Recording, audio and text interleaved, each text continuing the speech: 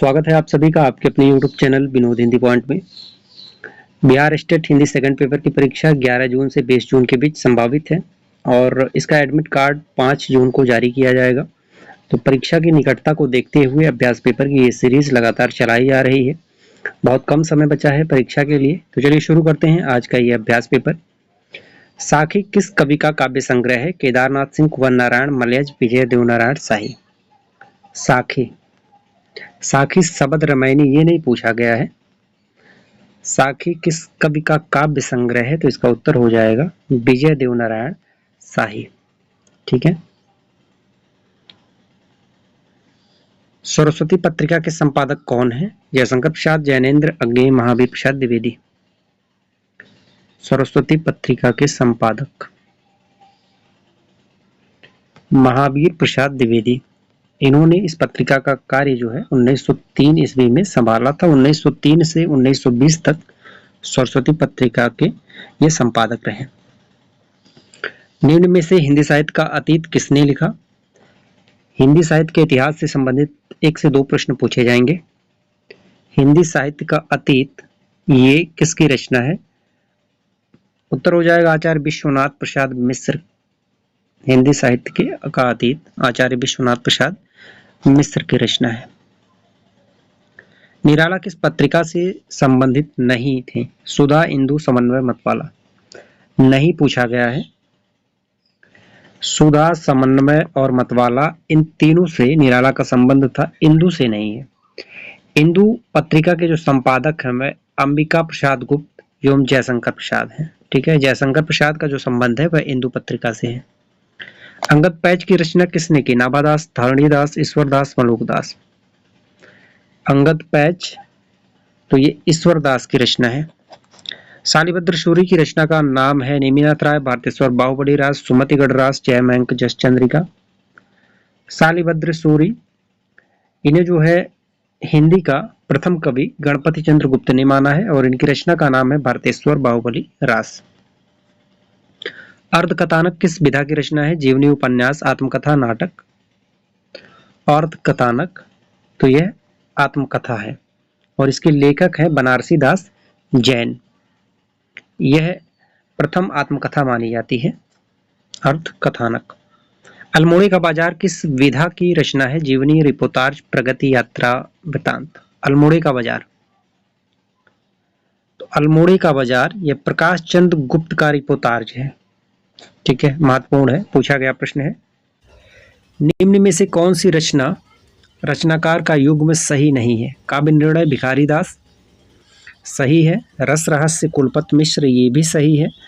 रस विलास चिंतामणि ये भी सही है। भाव विलास यह देव का है, केशवदास का नहीं है, यह गलत है। फणीश्वरनाथ रेणु की कौन सी कहानी है? रस प्रिया, रस आखेटक, रसिक प्रिया, प्रिया नीलकंठी। रेणु जी की कहानी का नाम है रस प्रिया। रसिक प्रिया यह केशवदास का है। रस आकेटक और प्रिया नीलकंठी यह कुबेरनाथ राय का है। वीर रस का स्थायी भाव है। व्याकरण से भी 10 से 15 प्रश्न पूछे जाएंगे जिसमें आपके विलोम होंगे, पर्यायवाची शब्द होंगे, प्रत्यय होंगे, उपसर्ग होंगे। वीर रस का स्थायी भाव कौन सा है? तो उत्साह जो है यह वीर रस का स्थायी भाव है और भयानक का भय है, शोक का करुणा है, निर्वेद का शांत रस है। ठीक है। छायावाद को स्थूल के प्रति सूक्ष्म का विद्रोह किसने कहा? तो छायावाद को स्थूल के प्रति सूक्ष्म का विद्रोह कहने वाले हैं डॉक्टर नगेंद्र। निम्न में से किस पत्रिका से संबंधित साहित्यकार नहीं है? नया ज्ञानोदय, रविंद्र कालिया सही है। पहल ज्ञान रंजन ये भी सही है। तद्भव अखिलेश होगा, यहाँ अभिलेख नहीं है, ये भी सही है। दस्तावेज रामचंद्र तिवारी ये गलत है। प्रभु जी तुम चंदन हम पानी पंक्ति के रचनाकार कौन है? प्रभु जी तुम चंदन हम पानी ये जो है रैदास की पंक्ति है। झीनी झीनी बीनी चदरिया किस उपन्यासकार की कृति है? राही मासूम रजा, अब्दुल बिस्मिल्लाह, अस्कर वजाहत, मुद्रा राक्षस। झीनी झीनी बीनी चदरिया ये कबीरदास की पंक्ति भी है और ये उपन्यास है अब्दुल बिस्मिल्लाह का। प्रबोध 50 ग्रंथ के रचयिता कौन है? रामानंद, कबीर, मतीराम, पलवाकर। प्रबोध 50 प्रबोध पचासा, हिम्मत बहादुर, वृद्धावली और जगत विनोद, ये सभी पद्माकर की रचनाएं हैं। जगत विनोद कई बार परीक्षा में पूछी गई है। प्रेम कपंथ कराल महा, तरवार की धार पर धावनु है, इस पंक्ति के रचयिता कौन है? आलम मतिराम, घनानंद, बोधा। तो ये बोधा की पंक्ति है। प्रेम कपंथ कराल महा, तरवार की धार पे धावनु है। सांप्रदायिक समस्या पर लिखा गया उपन्यास कौन सा है? तमस, बलचनमा, अपने अपने अजनबी, बूंद और समुद्र। सांप्रदायिक समस्या पर आधारित उपन्यास का नाम है तमस। भीष्म साहनी का ये प्रसिद्ध उपन्यास है। बलचनमा जो है ये नागार्जुन का है। अपने अपने अजनबी अज्ञेय का है। बूंद और समुद्र ये अमृतलाल नागर का है। कलश का पर्याय है जल, कुंभ, पात्र, उपस्कर। कलश, तो कलश का पर्यायवाची हो जाएगा कुंभ। चंद्रिका का पर्यायवाची है चंद्रहास, रजत, कौमुदी, स्वर्ण किरण। चंद्रिका, कौमुदी।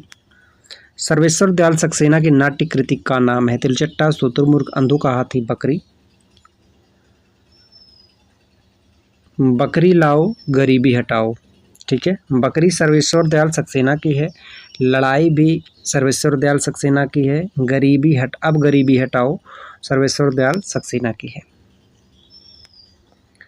प्रत्येक का संधि विच्छेद होगा। प्रत्येक, तो प्रत्येक में आपका यण संधि है और इसका संधि हो जाए, विच्छेद हो जाएगा प्रतिधन एक। पाप और पुण्य चित्रंजन नैतिक प्रश्न को किस उपन्यास में प्रस्तुत किया गया है? सामर्थ्य और सीमा, चित्रलेखा, भूले बिसरे चित्र, आखिरी दाव। महत्वपूर्ण है, कई बार पूछा गया है। भगवती चरण वर्मा के किस उपन्यास में पाप और पुण्य का वर्णन किया गया है? तो उत्तर हो जाएगा चित्रलेखा। समरस थे जड़िया चेतन, सुंदर साकार बना था, चेतनता एक विलासती, आनंद अखंड घना था। इन पंक्तियों में कौन सा रस है? तो इसमें आपका रस हो जाएगा शांत।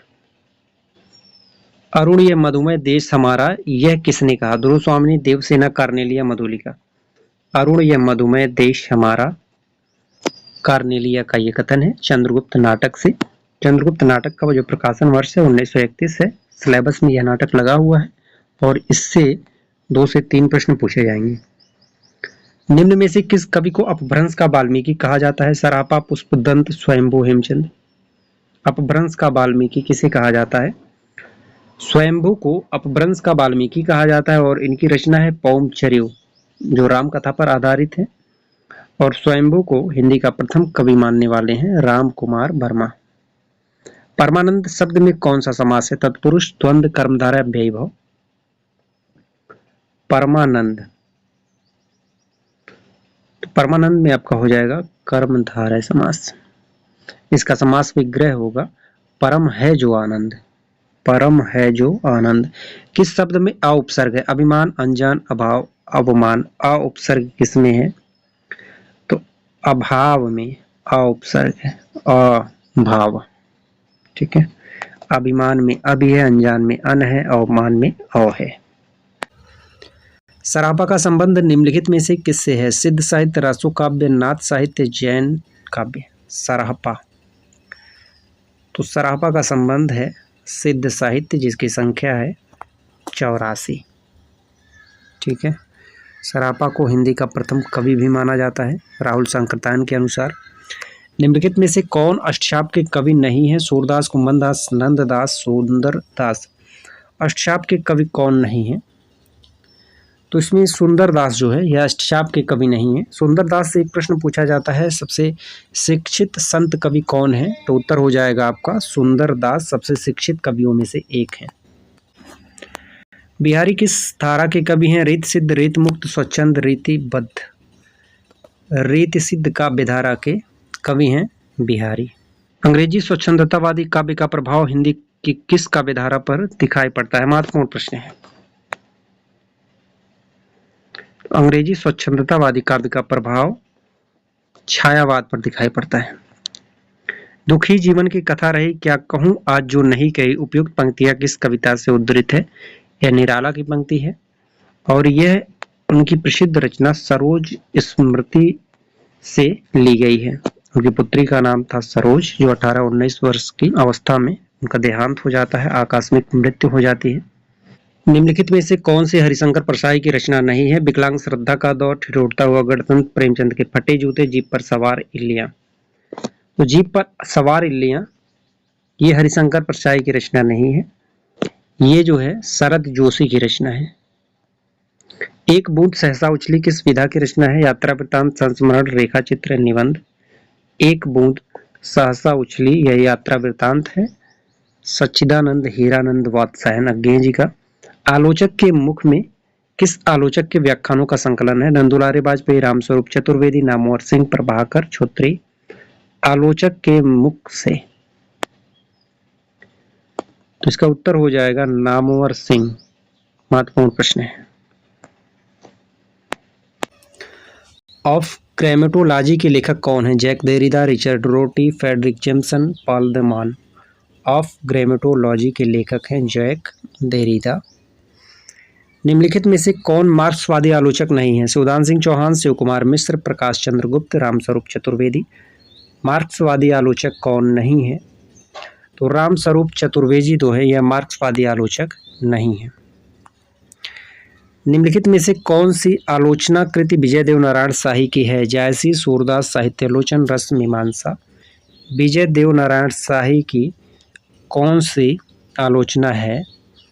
तो जायसी जो है यह विजय देव नारायण शाही का है, ठीक है। और रस मीमांसा रामचंद्र शुक्ल का है। साहित्यालोचन यह श्याम सुंदर दास का है।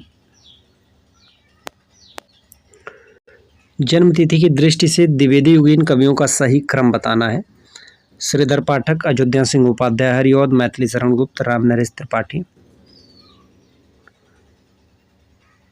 तो इसमें सबसे अंत में राम नरेश त्रिपाठी होंगे। श्रीधर पाठक का जन्म 1859 है, 1859।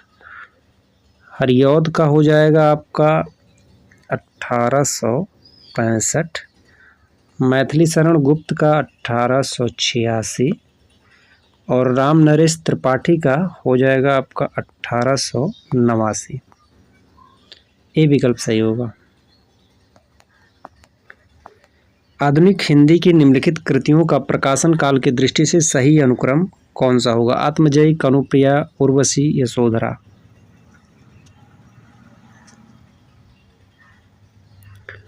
तो इसमें यशोधरा मैथिली शरण गुप्त का है।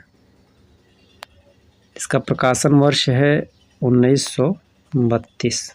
अबला जीवन हाय तुम्हारी यही कहानी, यह यशोधरा रचना से ली गई है, कई बार परीक्षा में पूछी गई है। उर्वशी इसका रचना वर्ष है 1961।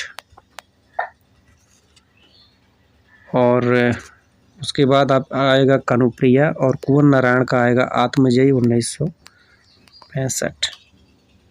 डी विकल्प सही होगा।